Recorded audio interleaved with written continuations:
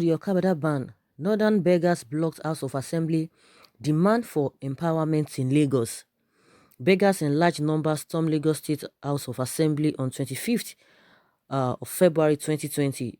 Demand to see Governor ßŁØÇę, say they beg on the street because government failed. A very large number of beggars insisted on seeing Governor ßŁØÇę. They dare police to harass them, say they must be empowered. They were heavily armed with placards. They made mention of how the Okada and Marwa ban affect them. They were shouting Allahu Akbar and dare police to harass them. It's crystal clear that these people need help, and I believe government will do so soon.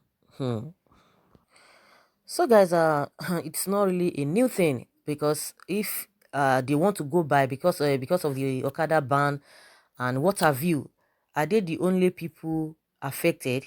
Why is it that it is only them that are always going out to beg?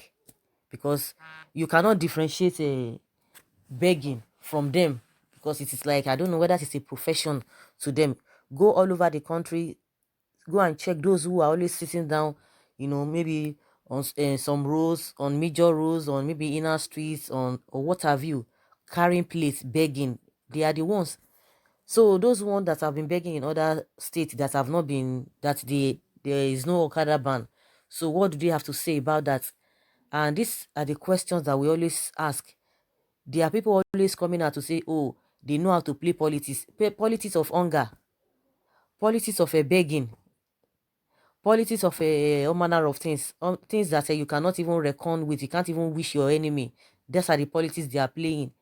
Of course, it has been said over and over that their politicians, their leaders in the north, uh, they take advantage of them because of their level of a literacy. They take advantage of them. So if they believe that begging is part of their way of life, and you can imagine one of the presidential candidates, Gaba Adamu, that was talking about that there is pride in their amajiri and what have you, and that is what they pride themselves. Is the pride of the north. Okay, I think that's the way he puts it, that amajiri is the pride of the north. So coming now to tell Lagos state government, or trying to tell the Lagos state government that it was as a result of the Okada ban that has really affected them. So the government must provide for them. Provide for them in what sense? Because are they the only ones that are into Okada? Are they the only ones that were affected by the ban? So it's neither here nor there. At the end of the day, the whole thing is the whole thing is shrouded in secrecy, because if we continue to blame the northerners, and I will continue to say it, that they don't work in isolation, because we have all of those people from other regions who work with them. I don't know, based on what they understand or what they want to get. They know the reason why they try to support them, which you and I know at least few things about, because of greed and selfishness. So that is what they have really reduced this country to. Of course, there's poverty in the land, but the manner at which it operates in different regions, differs from region to region. It differs. But when if these people are coming out to tell us, oh, because of the Okada ban, that is why they are experiencing this, so that's why they are experiencing hardship. So they want Lagos state government to give them empowerment, according to what we know. If you say beggars, who are the beggars? If you want to say beggars, 99.9% of the northerners are the ones that are begging. So they want to tell us that they should empower them, because if you check very well, which you and I know, I'm just trying to not to generalize, because you could see maybe zero, you could see some few people who are still begging that are not northerners, but what is the percentage? Because generally you can just say, oh, they are the ones majorly doing that. So that is just why I'm saying 99 point something percent. So we could have other tribes, but majorly that is what they believe in. That is what they see as way of life. So if majority of them are northerners, and you are telling the Lagos state government to give you empowerment, I don't know how, if that is really adding up. In my opinion, I don't think it's really adding up. So let us see what the government is going to do to them now, whether they're going to give them empowerment. Okay, you are begging. So does it mean there's no other this thing to do? Like what we are seeing here, they have hands, they have legs. So what will stop you from doing other things? And just like I said, they are not the only affected people. We have other people who are into Okada and what have you, and Marwa and what have you. So are they going to go and be begging, telling the government to do this and this and that? A lot of them have moved on. A lot of them have really thought of something else on what to do to make ends meet. So coming to tell us that because a Okada ban, a ban was placed on Okada in Lagos, then it's as a yardstick, a result for you to go and be telling the government to provide empowerment and what have you. So like I say, the government itself, you can't predict them.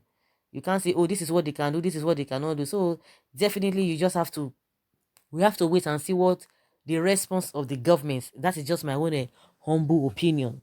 These people, they have hands, they have legs, but they don't just to walk. They prefer, or they see begging as a profession, and that is why they don't see anything wrong in that.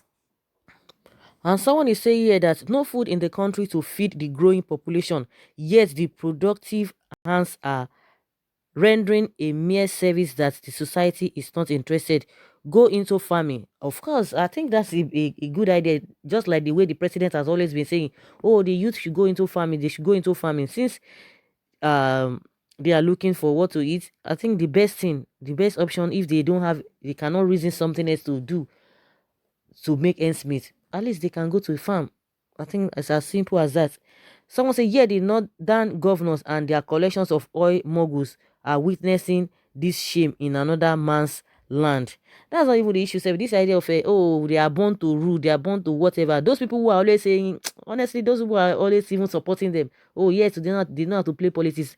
All of them, they don't even know, they don't understand what is happening. Or they are not even, they've not thought it deeply that, how can you say you guys are ruling and yet your people are the ones living in abject poverty, they are living in penury? Someone say they have agreement with the Yoruba, so they are right.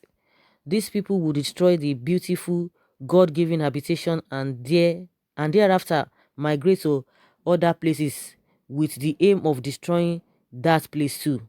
Arab world to Western world, northern Nigeria to southern Nigeria. The trend is the same. Muhammad tells them they own everything and should destroy everything and everyone. They have audacity in shamelessness and their sponsors are satanic. Oh.